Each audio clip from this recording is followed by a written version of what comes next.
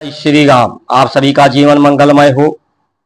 सभी महापुरुषों ने जो भी आंदोलन हुए हैं राम राज की परिकल्पना के लिए, क्योंकि राम ने जो उदाहरण आहार का, व्यवहार का,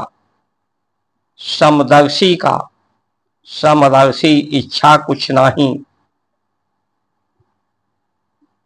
भय भरम शोक मन नाही,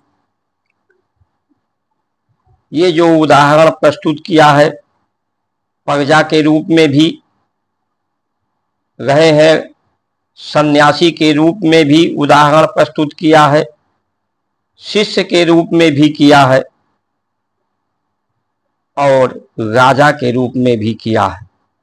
मर्यादा, माया के मर्यादा को मर्यादित रखते हुए किया है, जिसमें दैहिक, दैविक, भौतिक जो तीन दुख हैं, तीन दुखों का निवृत्ति दिया है, मुक्ति दिया है। राम वनवास गए तो राम के ही आचरण अयोध्या वासियों ने भी किया। वो भी व्रत रखते थे। 14 वर्ष तक अयोध्या में कोई संतान नहीं पैदा हुआ, कोई शुभ मुहूर्त, शुभ कार्य नहीं हुआ। तो राजा का जैसा आचरण होता है, राम की तरह से राजा होना चाहिए, राम की तरह से प्रजा होनी चाहिए, राम की तरह से सन्यासी होना चाहिए। रावण को संत के रूप में, सन्यासी के रूप में रावण को राम ने पराजय किया है, क्योंकि रावण सर तो अर्पित करता था शंकर को, लेकिन जो समर्पित है, सर अर्पित है, अर्पित होने पर जो बुद्धि शक्ति मिलती है उसे सत्य को, सम को समर्पित करना चाहिए। वो सत्य धर्म को समर्पित नहीं कर पाया। इसलिए जो संत हैं हमारे, वो धर्म के रक्षक हैं, धर्म के सूत्रधार हैं, सम की रक्षा करने वाले हैं। सत्य ही सम है। सत्य हो, सम हो तो समरसता हो, सामाजिक न्याय हो, सामाजिक सौहार्द हो, सौम्यता हो, सभ्यता हो, शिष्टाचार हो, सदाचार हो, सद्व्यवहार हो, एक ही परिप्रेक्ष्य हो, एक ही उद्देश्य हो, मुक्ति का। इंद्रियों के भोग से मुक्ति का।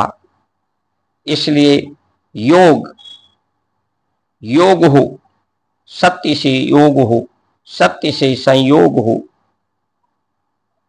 सत्य से ही जब वियोग होता है तो समाहित हो, जो सम तत्व हैं,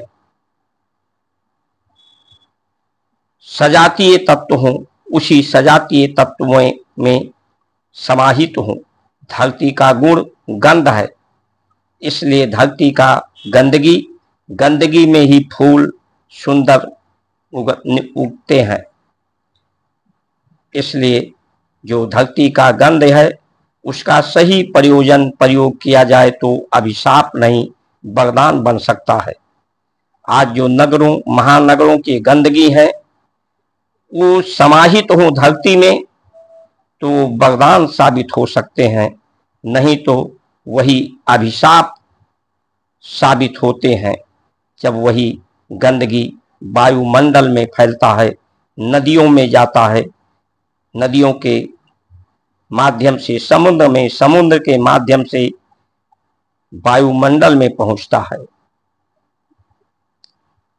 आज का जो संविधान है, इस संविधान पर हमारे संत चुप हैं, प्रबुद्ध लोग चुप हैं, जो सम ही नहीं है, जो सत्य का इसमें विधान नहीं है, सम का विधान नहीं है, विषमता का विधान है। इसमें कुछ भी सम नहीं है, ना समान न्याय है, ना समान स्वतंत्रता का अधिकार है, अवसर है। एक दूसरे पर अधिकार का हनन है। किसे अधिकार है? एक अधिकारी दूसरे अधिकारी के अधीन है, नेता भी अधीन है, प्रधानमंत्री भी अधीन है, भय के अधीन है, जनता के अधीन है कि कहीं हम हार ना जाएं।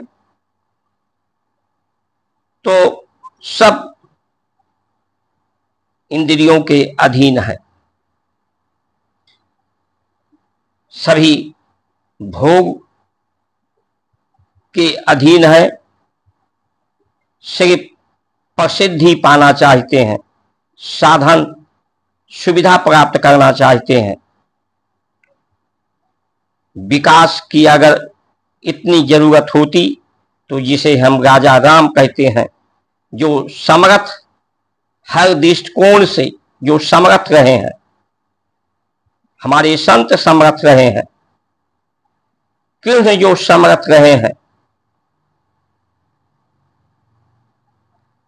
खालसा पंथ जो सिख का है, खल को समाप्त करके, दीनहीनता को समाप्त करके, ये धर्म की रक्षा के लिए, ये धर्म के रक्षक हैं, जो खालस शुद्ध हैं, बुद्ध हैं, शक्ति सामर्थ्यवान हैं,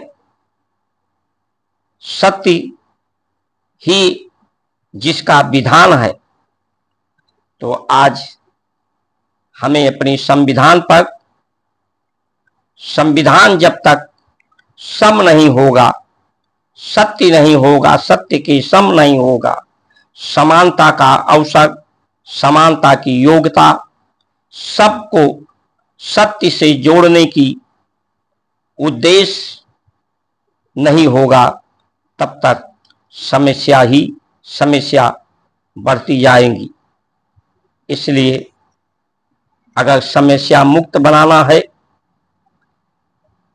तो भारत को विकास नहीं, उन्नति चाहिए, प्रगति चाहिए।